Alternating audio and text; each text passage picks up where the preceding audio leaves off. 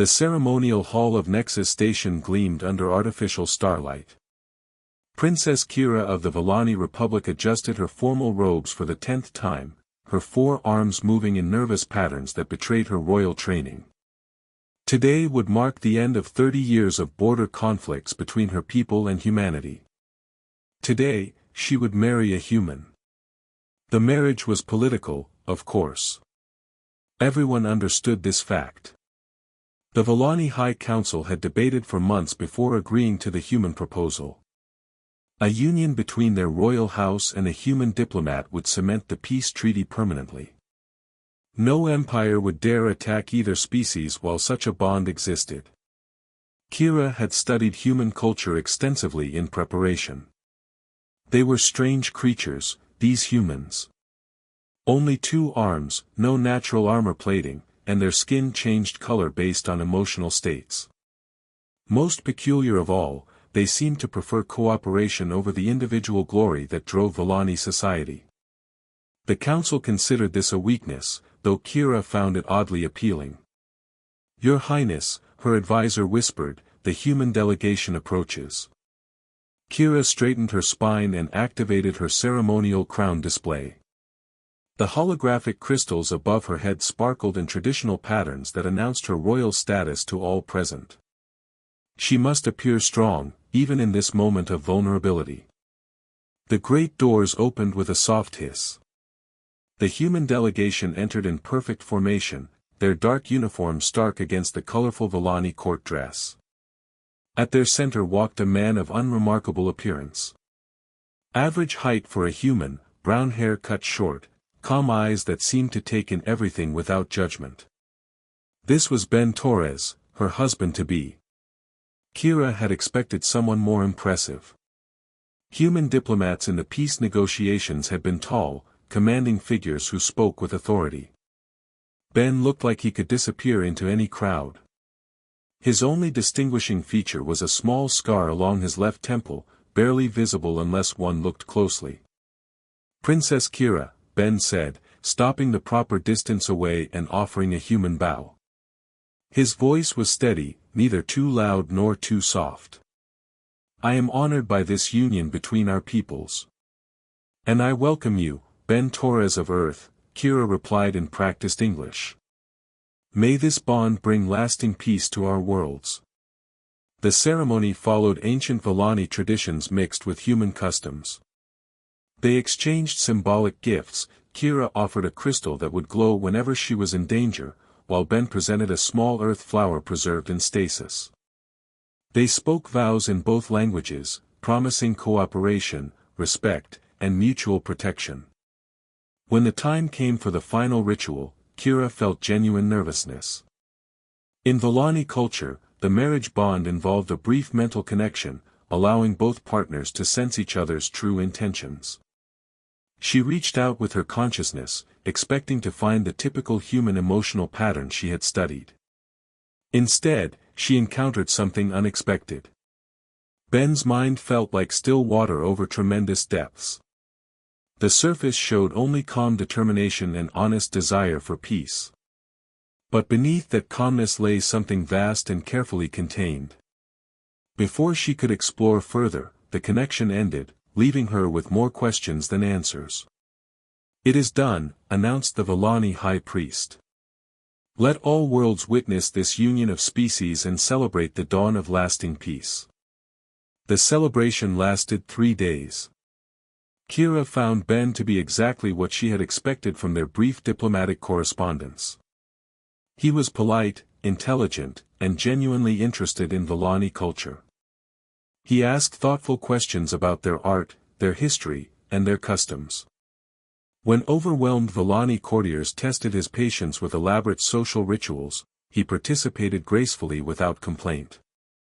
On the 4th day, they traveled to their new home on Volani Prime, the capital world of the Republic. The house had been specially constructed to accommodate both species. Human standard gravity in some rooms, Volani standard in others. Furniture sized for 2 arms and furniture sized for 4. Gardens that could grow both earth plants and Volani crystal trees. "It is beautiful," Ben said as they toured the grounds together. He stopped beside a small pond where earth fish swam alongside Villani's song crystals. I did not expect such thoughtfulness in the design. The architects wanted to create a true joining of our worlds, Kira replied. Though I confess, I know little about human preferences. I hope you will find it comfortable. Ben smiled, the first truly warm expression she had seen from him. I believe I will be very happy here. The first months of their marriage passed peacefully. Ben established a routine that surprised Kira with its simplicity. He woke early each morning to tend a small garden he had planted near their house. Earth vegetables grew beside Villani medicinal herbs, the two species of plants somehow thriving together under his care. During the day, he handled minor diplomatic issues that arose between their peoples. Trade disputes, cultural misunderstandings, requests for technological exchange, Ben approached each problem with the same calm patience he showed his plants. Kira often watched him work, fascinated by his methods. Where Villani diplomats used formal protocols and elaborate ceremonies, Ben simply talked to people. He listened carefully, asked questions that got to the heart of problems, and suggested solutions that seemed obvious once stated. His office became a popular destination for citizens of both species who needed help resolving conflicts. How do you make it look so easy? Kira asked one evening as they shared dinner on their garden terrace. Ben paused in cutting his meal. Most problems are simpler than they appear. People usually want the same basic things: security, respect, fair treatment. Once you understand what someone truly needs, finding a solution becomes straightforward. The Council believes humans are weak because you prefer cooperation to conflict. Cooperation is more efficient than conflict, Ben replied. Fighting should only happen when no other option exists. Kira studied his face as he spoke. That same stillness she had sensed during their mental connection seemed to emanate from him. But she was learning to recognize something else beneath the calm surface, a watchfulness, as if Ben was constantly aware of everything happening around him even when he appeared completely relaxed. 3 months after their wedding, Ben surprised her by speaking fluent Villani during breakfast. When did you learn our language so well? She asked in amazement. I have been studying since we were first introduced, he replied, his accent nearly perfect. Language is the key to understanding any culture. I wanted to truly comprehend your people, not simply translate their words. This was typical of Ben, Kira realized. He approached everything with thorough preparation and quiet dedication.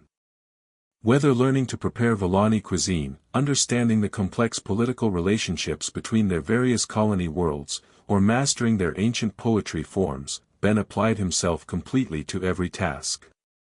Their relationship grew from polite cooperation to genuine friendship. Ben possessed a dry sense of humor that often caught Kira off guard. He would make subtle observations about court politics that were both insightful and amusing. In private moments, he proved to be an excellent listener, allowing Kira to voice concerns about her royal duties that she had never shared with anyone. Do you miss Earth? She asked one evening as they walked through their garden. Ben considered the question carefully before answering.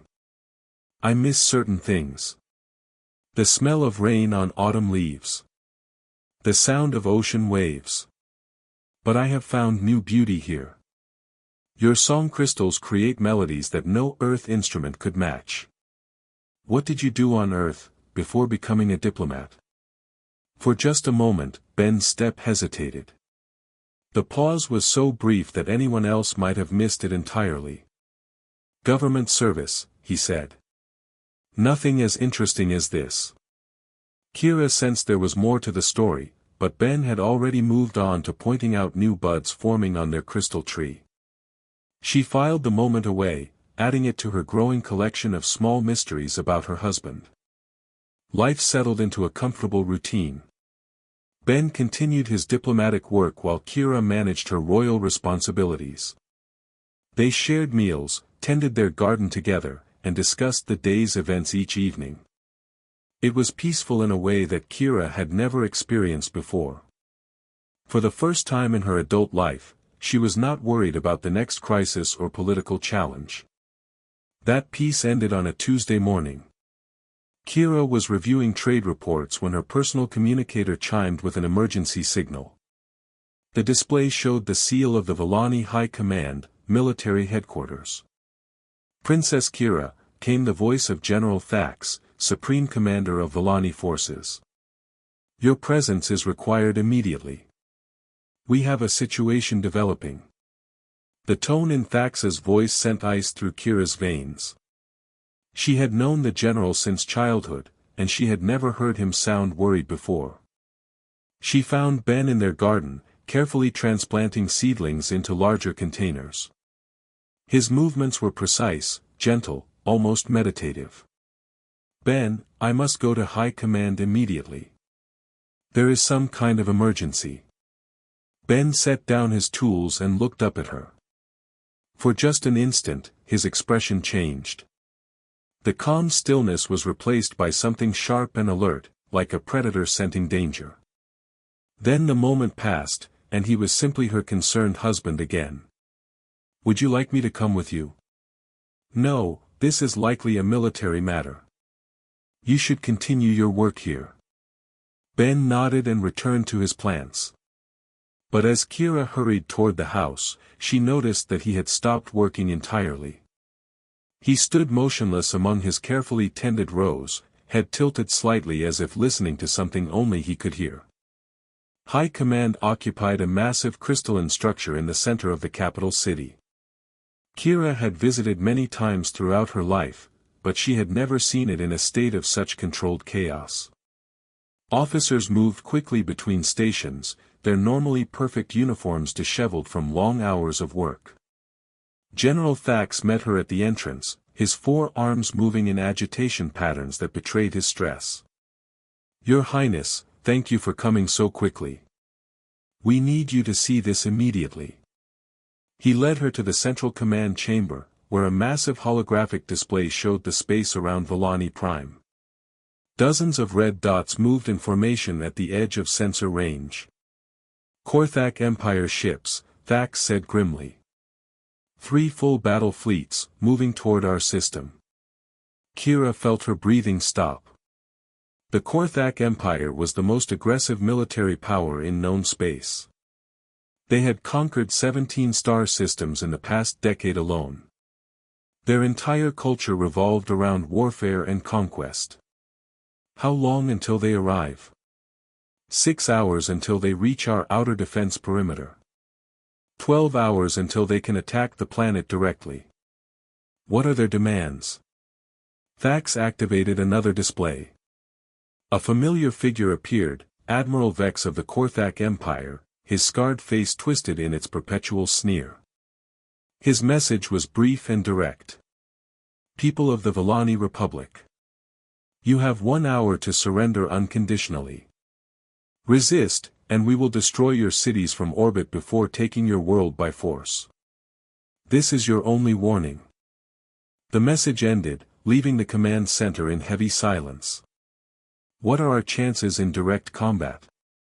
Kira asked, though she already suspected the answer.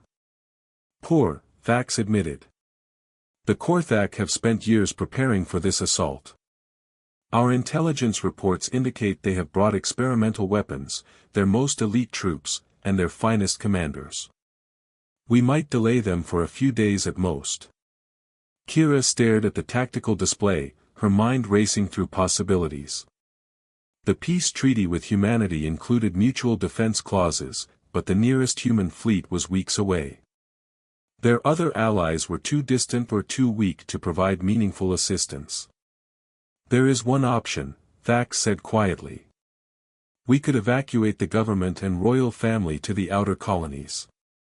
Preserve the Republic's leadership even if we lose the homeworld." "Absolutely not," Kira said immediately. "I will not abandon our people. Your Highness, if you remain here, you will almost certainly die. The Korthak do not take royal prisoners. Kira looked around the command center at the faces of officers who had served her family for generations. These people would die defending their world because it was their duty. How could she ask any less of herself? Then we fight, she said simply. Prepare all defenses. Contact our allies and request whatever assistance they can provide. And send word to my husband, he should know what is happening. As orders began flying around the command center, Kira remained at the tactical display, watching the red dots of Korthak ships draw steadily closer. She thought of Ben working peacefully in their garden, unaware that the careful peace they had built together was about to shatter completely. In a few hours, the Korthak Empire would arrive with overwhelming force. The Volani Republic's greatest military minds were already calculating defeat.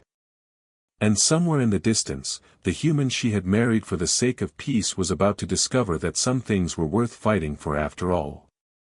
The countdown timer on the display showed 5 hours and 37 minutes until first contact. The war was coming. Ben Torres stood motionless in his garden for exactly 3 minutes after Kira departed. Then he moved with sudden purpose that would have startled anyone watching.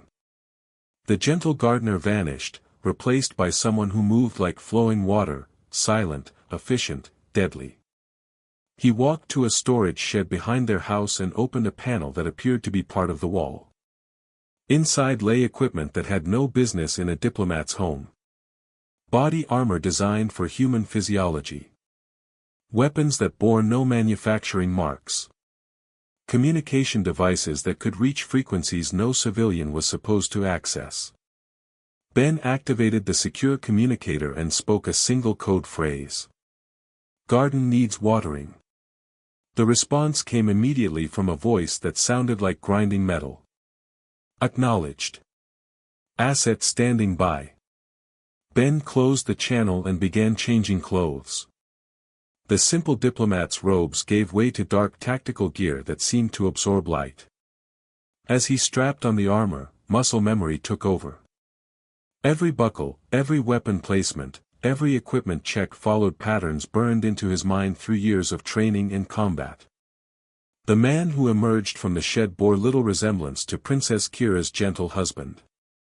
This was Ben Torres as he truly was, former Terran Marine Corps Force reconnaissance operator, veteran of humanity's expansion wars, holder of commendations that were still classified 15 years after the conflicts ended. He had retired to diplomatic service because he was tired of war. Tired of the calculations that turned living beings into strategic objectives. Tired of the dreams that came after battles ended. The marriage to Kira had offered him something he had never expected to find, genuine peace. Now someone was threatening that peace. Ben accessed his personal vehicle and programmed coordinates for the Volani military spaceport. As he drove, he activated communication systems that connected him to networks the Volani did not know existed. Human intelligence assets throughout the galaxy began feeding him information about the Korthak fleet composition, command structure, and tactical capabilities. The data painted a clear picture. Admiral Vex commanded 3 battle groups with approximately 40 ships total. The Korthak had brought their newest experimental weapons, including plasma cannons that could crack planetary shields. Their troop complement included elite shock soldiers equipped with personal armor that could withstand most known weapons. By conventional standards, the attacking force was overwhelming. The Volani Republic's entire military could not match this level of concentrated firepower. Every tactical simulation would show the same result: total defeat within hours of engagement. Ben smiled grimly as he reviewed the data. Conventional standards did not account for human creativity. At the spaceport, Ben approached the duty officer with identification that made the young Volani's eyes widen in shock. "Sir, I need immediate access to your fastest military scout ship. Your Highness's husband, of course, but I must inform you that all vessels are being prepared for defensive operations." Ben's expression did not change, but something in his voice made the officer step backward. "Override authorization Torres 77 Alpha." Priority 1. The officer's communicator chimed as the authorization cleared through military computers. His face went pale as he read the clearance level that appeared on his screen. Right away, sir. Bay 17 has a fully fueled interceptor ready for immediate launch. Ben walked through the spaceport corridors while activating his personal combat systems. Sensors in his equipment began analyzing everything around him: air composition, artificial gravity fluctuations, potential cover positions. His mind automatically cataloged weapons placements, security weaknesses, and escape routes. The interceptor was a sleek Volani design built for speed and stealth. Ben performed a complete systems check in under 2 minutes, his hands moving over controls with practiced efficiency. He had studied Volani technology extensively during his diplomatic training, but not for the reasons anyone suspected. As the ship lifted off, Ben opened secure channels to human assets positioned throughout the sector. What the Volani did not know was that humanity had been quietly placing resources near potential trouble spots for decades. Not invasion forces, humans preferred more subtle approaches. Mongoose, this is Gardner. Confirm asset positioning. Gardner, Mongoose here. 3 stealth platforms on station. Weapons packages deployed as requested. Tiger 7, report status. Gardner, Tiger 7. Electronic warfare suite active. We have deep penetration of Korthak communication networks. Ben nodded with satisfaction. Years of human intelligence work were about to pay dividends that no one could have predicted. The Korthak fleet appeared on his sensors as he approached the outer system. 40 ships in perfect formation, advancing with the confidence of predators who had never met serious resistance. Admiral Vex had earned his reputation through overwhelming force applied ruthlessly. His tactics were simple: advance, destroy, conquer. Those tactics worked well against species that fought conventionally. Ben activated his ship's stealth systems and began his approach to the Korthak flagship. As he flew, he accessed intelligence files on Admiral Vex and his command structure. The Korthak promoted based on individual combat prowess and personal loyalty to superiors. Their entire command system depended on rigid hierarchy and unquestioning obedience. This gave Ben several options for creative problem solving. His first target was not the flagship, but a smaller vessel designated as the Fleet Communications Center. Ben docked with the ship using an airlock override code that human intelligence had stolen months earlier. The 2 Korthak guards at the airlock never had time to sound an alarm. Moving through the ship's corridors, Ben encountered resistance that dissolved before proper defenses could organize. Korthak warriors were individually formidable, but they expected frontal assault. Ben moved like smoke, striking from unexpected angles and vanishing before counterattacks could develop. The ship's communication center held detailed fleet frequencies, command codes, and tactical plans. Ben downloaded everything while installing human-designed virus packages that would activate on his command. The entire operation took 17 minutes. His next stop was a Korthak supply vessel loaded with experimental plasma warheads. Ben bypassed their security systems using techniques that exploited fundamental assumptions in Korthak thinking. They designed their defenses to stop other Korthak warriors, not humans who approached problems from completely different directions. Ben reprogrammed 12 warheads to respond to his personal detonation codes. Then he planted them throughout the Korthak formation using the supply ship's automated delivery systems. To any observer, it would appear that routine ammunition transfers were taking place between ships. The third phase of his plan required direct access to Admiral Vex's flagship. Ben piloted his interceptor directly toward the massive vessel, broadcasting surrender signals on Volani frequencies. The Korthak command crew, expecting easy victory, allowed him to approach for what they assumed would be formal capitulation. Ben docked with the flagship and walked aboard carrying a diplomatic case. The Korthak escort expected a terrified alien begging for mercy. Instead, they encountered something that made even veteran warriors step backward involuntarily. "I am Ben Torres, husband to Princess Kira," he announced calmly. "I wish to speak with Admiral Vex regarding terms of surrender." The escort leader, a scarred Korthak captain named Zek, looked Ben up and down with obvious contempt. "You are smaller than expected, human. Where are your weapons? Your armor?"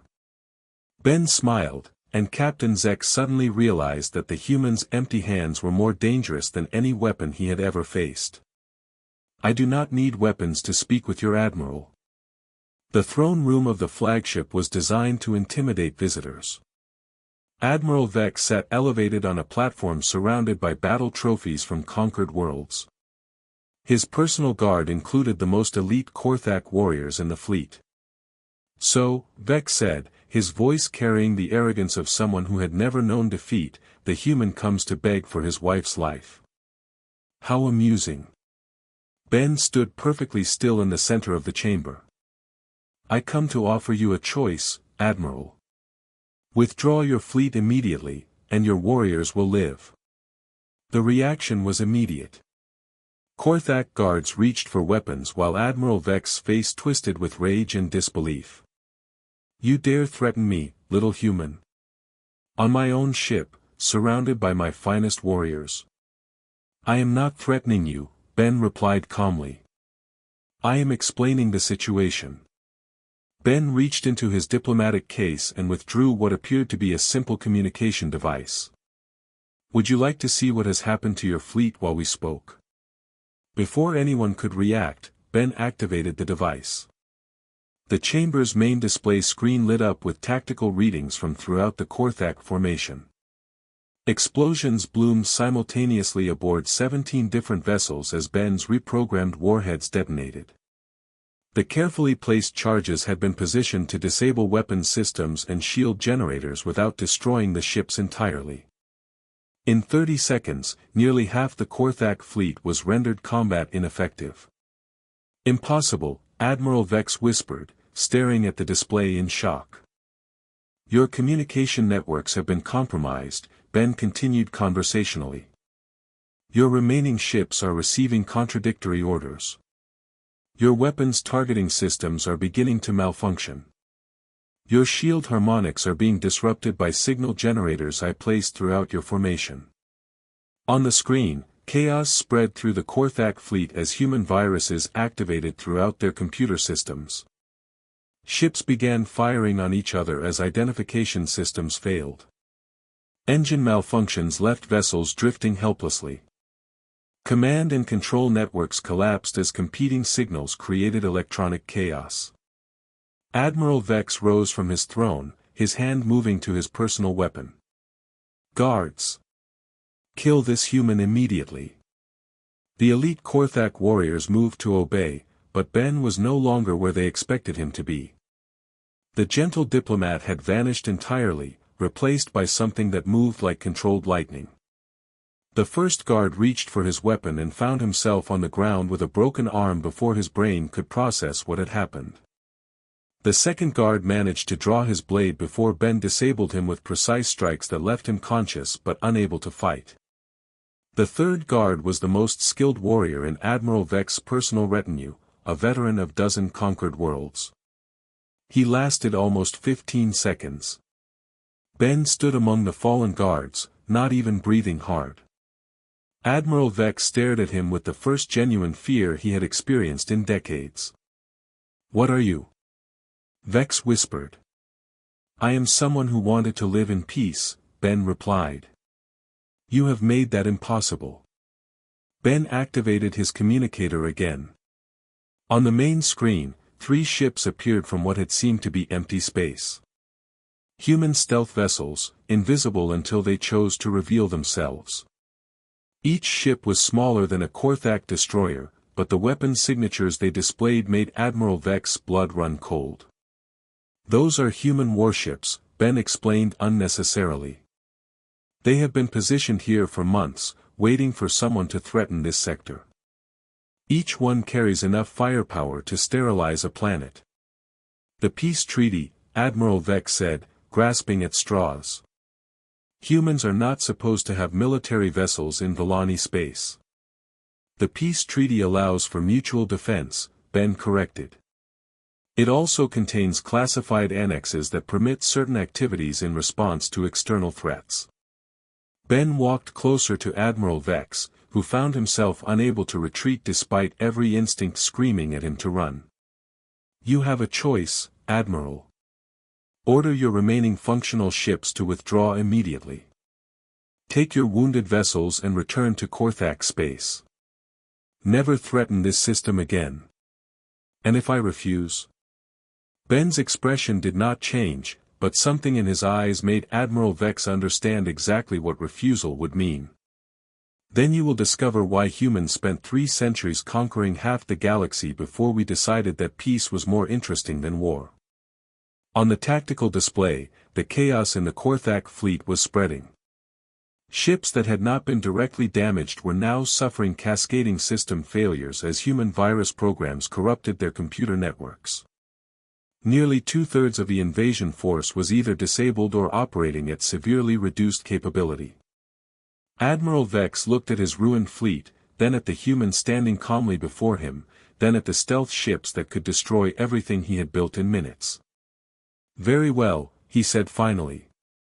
We withdraw. Immediately, Ben emphasized. And Admiral, if any Korthak vessel ever approaches this system again, there will be no warnings. No choices. No survivors. Admiral Vex activated his personal communicator and began issuing withdrawal orders. As Ben watched, the surviving Korthak ships began limping away from Villani space, their invasion dreams shattered by a single human who had wanted nothing more than to tend his garden in peace.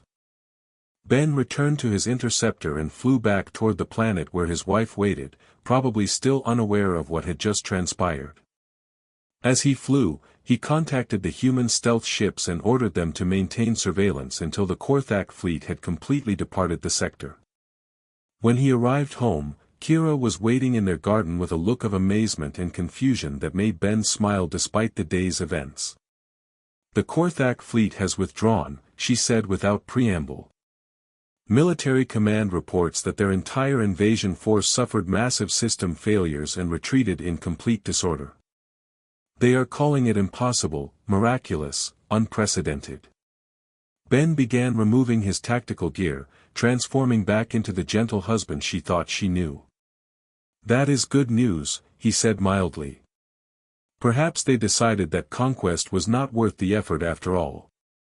Kira watched him hang up equipment that she was beginning to realize she had never seen before. Ben, who are you really?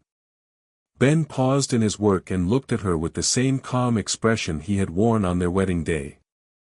But now Kira could see what she had missed before, the depths beneath the still water, the controlled strength that had never needed to reveal itself until today. I am your husband, he said simply. I am someone who wanted peace more than anything else in the universe. And I am someone who will do whatever is necessary to protect that peace. He finished putting away his gear and picked up the gardening tools he had abandoned that morning. Would you like to help me finish transplanting the seedlings? I believe they are ready for larger containers. Kira followed him to the garden, her mind reeling with questions she was not certain she wanted answered. As she watched Ben return to his careful, gentle work among the plants, she realized that she had married not just a human, but a reminder that sometimes the most peaceful people were those who understood the true cost of war. The Korthak Empire would spread word throughout the galaxy about what had happened here. Other aggressive species would learn that the Villani Republic was not as defenseless as it appeared. And Ben Torres would return to his quiet diplomatic work, tending his garden and helping resolve minor disputes between neighboring worlds. But now everyone would know that beneath the peaceful surface of human-Villani cooperation lay something far more dangerous than anyone had imagined, humans who chose restraint not from weakness, but from strength that had no limits except those they imposed upon themselves. The peace would hold. It had to. Because the alternative was something that even the Korthak Empire could not survive.